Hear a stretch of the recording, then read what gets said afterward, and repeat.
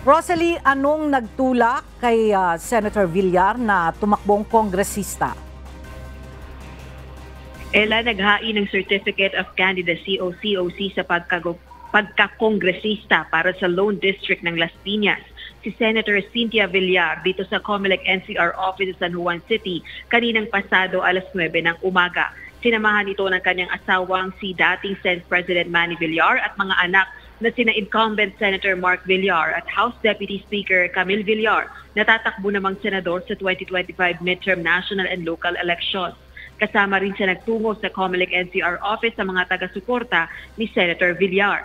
Ayon sa senadora, gusto niyang ipagpatuloy ang advokasya para sa agrikultura at environment, gayon din ang matulungan ng mga constituents niya sa pamamagitan ng livelihood programs. Nais na ring maisulong ang legasiya ng kanyang ama na isa ring dating politician. Pakinggan natin ang pahayag ni Senator Villar.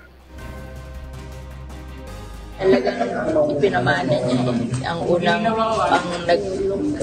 congressman siya nag-ende, ang nag-take over sa congressman si Manny. And then ang brother niya nag-take over as mayor, which later binigay dun sa aking kapatid. Samantala, bago ito, nag-file din ng kandidatura si Rose Nonolin para naman sa 5th Legislative District ng Quezon City. Controversial silin dahil sinisilip ng Kamara ang kaugnayan ng mga negosyo nito at ng kanyang asawa sa illegal na Philippine Offshore Gaming Operators o POGOs at umano'y criminal network.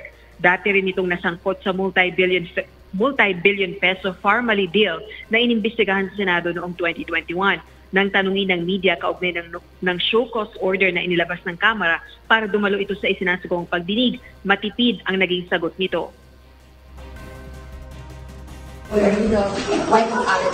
Na sangkot po doon sa mga illegal POGOs, ma'am. Your comment. What can you say about the allegations po na yung mga companies nyo related po sa illegal drugs and other illegal activities po? Are you going to attend the hearing? Or you will send a lawyer lang po? No comment. Ella, as of 11 a.m., 55 na ang naghain ng kanilang COC para sa kongresista sa Metro Manila magmula pa noong October 1. 33 ang congressional district sa buong National Capital Region.